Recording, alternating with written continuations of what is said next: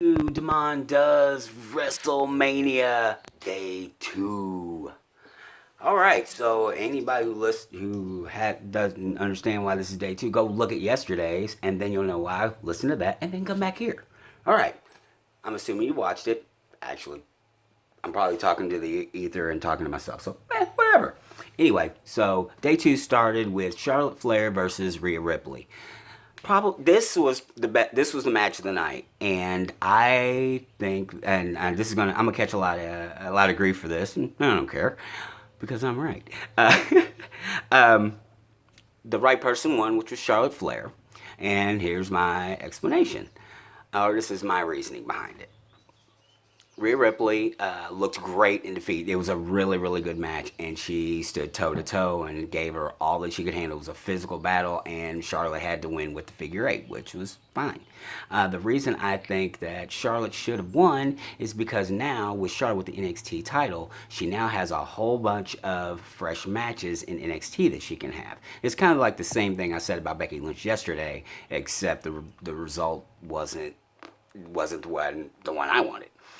This is what I was talking about. Because now Charlotte Flair can face Io Shirai. She can face Bianca Belair. She can face brains just farting Mercedes Martinez, Candice LeRae. There are lots of talented ladies in NXT that would do well with getting in the ring with Charlotte and not only becoming better, but also getting the exposure that Charlotte would bring to the brand. So I think that was an overall positive. I understand what people are talking about with the negatives.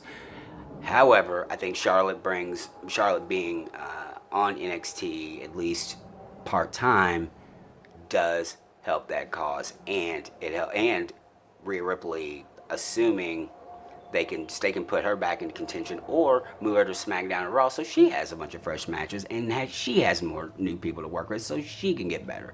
Rhea Ripley is a star. I wasn't 100% sure what was up with that outfit because I love the rocker grunge dark clothes that she was wearing, but I found out that was a homage to Vegeta in Dragon Ball Z, which I understood. Whatever whatever works for you. I'm not a Dragon Ball Z fan, so maybe just zip by me. Okay, so the next match is Aleister Black versus Bobby Lashley. There was very little build up for a variety of reasons, obviously. But Aleister Black won with Black Mass.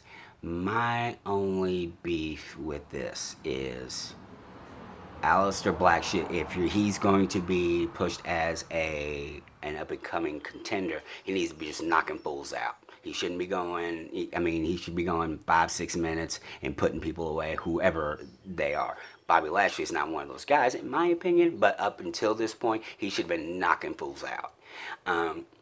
That way, it's like, oh, so the people can be conditioned. Oh, he's a bad man. He hits that black mass. It's lights out. So when he is positioned into a championship opportunity, he can people will believe more that he can beat whoever he's in the ring with. That's just my opinion, and I've seen it work all throughout wrestling history. I don't see why that would change, but that's why I'm sitting here talking to you and not on the road, I guess. So the next match is Edge and Randy Orton. And before I say anything else, these are two of my favorites in the wrestling ring. Randy Orton catches a lot of grief from the IWC, the Internet Wrestling Community, for those who aren't in the know. But Randy Orton is phenomenal. He is phenomenal. Like when you watch the things he does in between his moves and things like that, and his pacing, and it's not for everybody. I'm a huge fan, and I've always liked Edge all the way back to the Brood days. So these are two of my favorites, and I'm not gonna lie, the match was disappointing, and I think it was because it was way too long. I found out the other day it's the second longest match in Mania history, and for a falls count anywhere, no holds barred type of match, though, for me they need to be sprints, and just or like a ladder match is a car crash. Like, these need to be sprints. If they need to be going at it, like the beginning of it, I loved because Randy Orton was disguised as a cameraman, comes out of nowhere, hits the RKO, and then they were off and running. But then it just got it was good storytelling. I just wished it had been told shorter. The right guy won. Edge won with the concerto, which is a perfect exclamation point to the story that they were telling. So, bravo, gentlemen. I wish it had been shorter, personally. The next match was Otis versus Dolph Ziggler, and anybody who knows me knows I'm a huge Dolph Ziggler fan. He is this generation's Mr. Perfect, and whatever you stick him, wherever you stick him in on the show, he is going to do well. Whoever you stick him in the match with, the match will be good. That's how good I believe he is. And since this is my show, my opinion is the only one that matters until you comment below. So the match, the story of the match is Otis is ticked off because Dolph stole his girl. Very simple story, makes perfect sense, great for wrestling.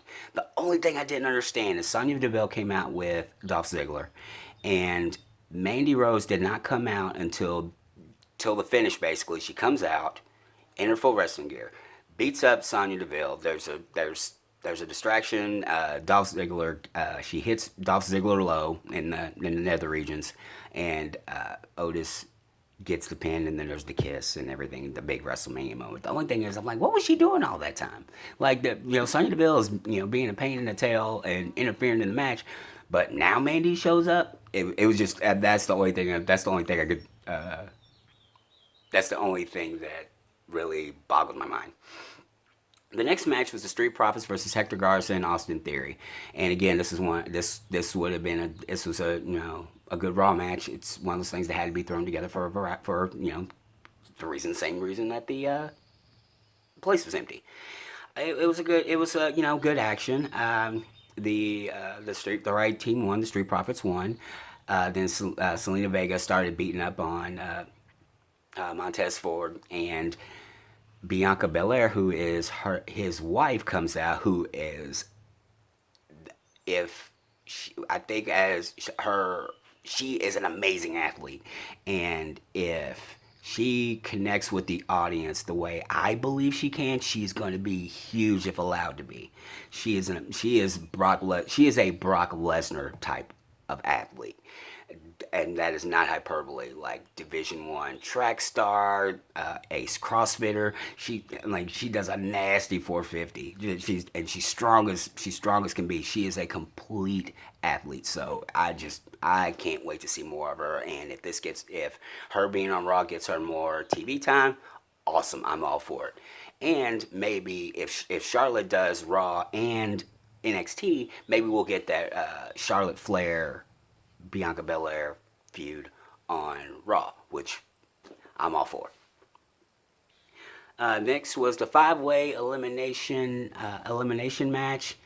There was a lot going on. It was really good storytelling. I believe the right person won. Bayley won. Yay! I'm a huge fan. Actually, she's a big. She's really popular in the house, and they've continued the story with Sasha Banks and Bayley's relationship. With Sasha Banks got eliminated. She was when it was three people: Lacey Evans, Sasha Banks, and Bayley.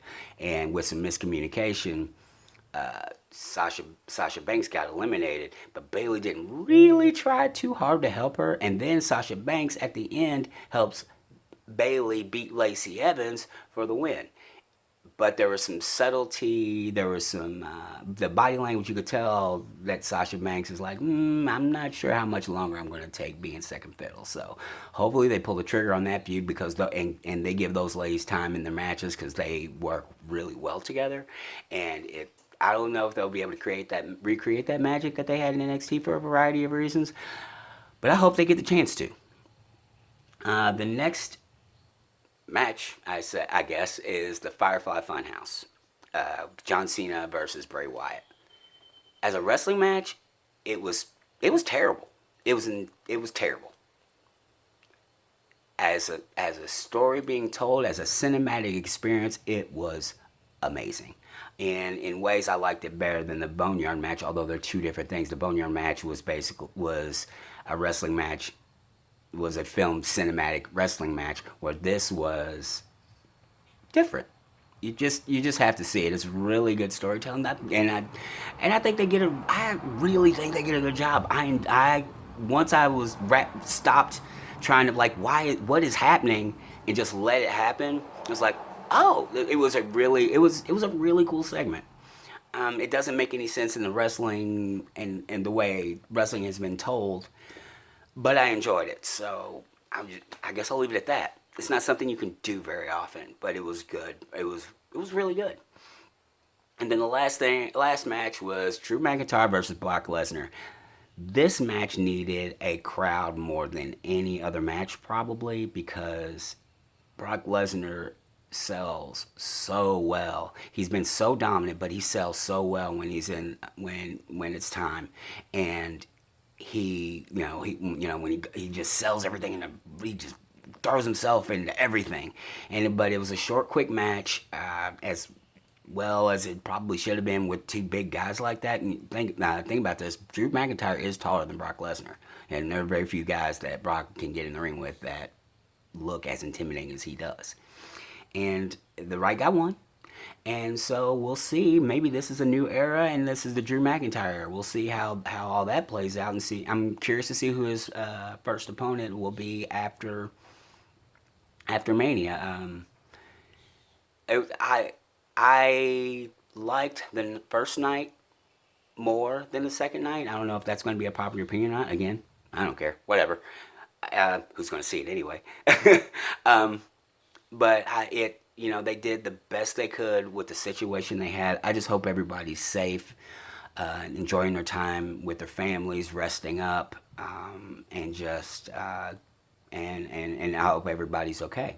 And I hope you're okay. I'm not sure what I'm going to do tomorrow, but I'm going to do something because I need the reps. I'm just going to keep trying new things. And if you liked what you saw, click like and subscribe. And if you don't, you can tell me that too. But if you're going to do that, please tell me how I can improve. Yes, I know this is not going to be edited. This is all done in one shot. But hey, what the heck? This is what these things are about. And this is the time to make the most of our opportunities. If you're working, please be safe out there. If you're not working, use this as a time to take advantage of the opportunity to do whatever you need to do whatever you need to do. So until next time, see it, hear it, speak it, live.